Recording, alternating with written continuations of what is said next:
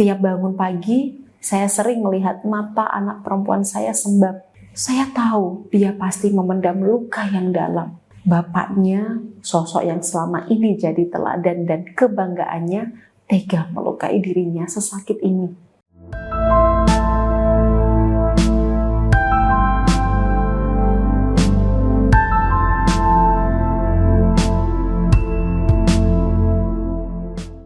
Suamiku balikan dengan mantan pacarnya waktu SMA, Mbak.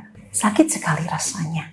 Padahal mereka sudah punya pasangan masing-masing, tapi kembali bersama dan selingkuh setelah bertemu saat reuni. Anak-anak kami sudah remaja, Mbak. Memang saya sengaja memberitahu mereka agar tahu kelakuan bapaknya seperti apa. Tapi sepertinya keputusan saya ini tidak tepat, Mbak.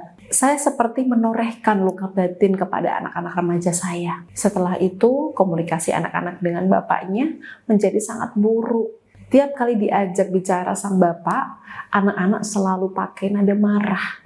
Mereka ingin memberontak tapi tidak bisa karena masih membutuhkan bapaknya. Performa akademis anak-anak juga menurun, Mbak Meda. Mereka sering bolos kursus tanpa sepengetahuan saya, lalu menginap di kos temannya. Tiap bangun pagi, saya sering melihat mata anak perempuan saya sembab. Saya tahu dia pasti memendam luka yang dalam. Bapaknya, sosok yang selama ini jadi teladan dan kebanggaannya, tega melukai dirinya sesakit ini. Ini adalah ungkapan hati klien saya saat mengikuti konseling dengan saya. Bisa kita lihat di sini ya, saat suami selingkuh yang terluka dan terkena dampak bukan hanya istri. Anak-anak kita juga terkena dampak, khususnya pada kesehatan mentalnya. Klien saya ini sudah menunjukkan penurunan kesehatan mental sang anak pada suami. Dengan tujuan sang suami bisa jera dan berhenti selingkuh. Tapi yang terjadi justru sebaliknya. Sang suami tetap tak peduli dan meneruskan perselingkuhannya. Setelah itu, saya menyarankan klien untuk membuat strategi baru, yakni mendekatkan anak dan bapaknya. Yang menyadarkan di sini haruslah sang anak.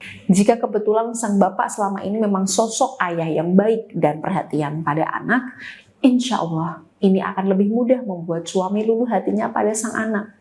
Ibu minta tolong pada anaknya, jelaskan bahwa kalian harus bekerja sama, membantu ibu untuk menjaga keutuhan rumah tangga ini.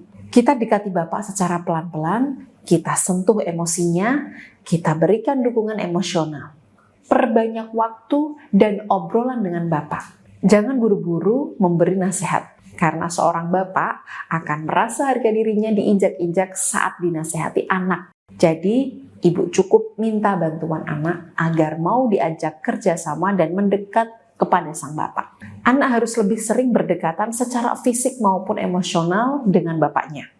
Menghabiskan waktu berdua, ngobrol, minta pendapat sang bapak, minta tolong sebanyak mungkin kepada bapak. Insya Allah, melalui langkah-langkah ini bisa membantu meluluhkan hati sang bapak pada anaknya.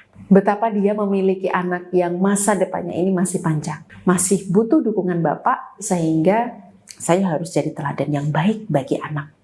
Tidak boleh neko-neko. Insya Allah, pemikiran seperti ini akan muncul ketika hati sang bapak mulai luluh. Nah, bagi ibu-ibu yang merasa butuh lebih banyak bimbingan dan arahan, jangan sungkan untuk mendaftarkan diri mengikuti konseling telepon dengan saya. Konsultasi di tempat saya bukan sekedar saya dengarkan seperti ibu yang biasanya curhat pada teman atau keluarganya. Saya menggunakan metode ilmiah yang saya gabungkan dengan ilmu spiritual. Jadi insya Allah, setelah ibu mantap berkonsultasi, saya akan berikan bimbingan lahir batin sesuai kondisi rumah tangga ibu.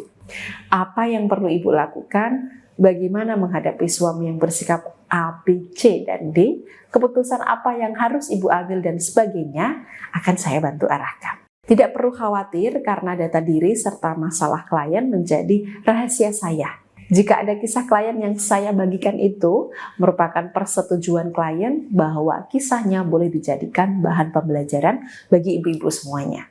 Ibu bisa menghubungi saya melalui chat WhatsApp maupun telepon di nomor konsultasi di layar berikut. Atau bisa juga klik link WhatsApp otomatis di deskripsi video ini.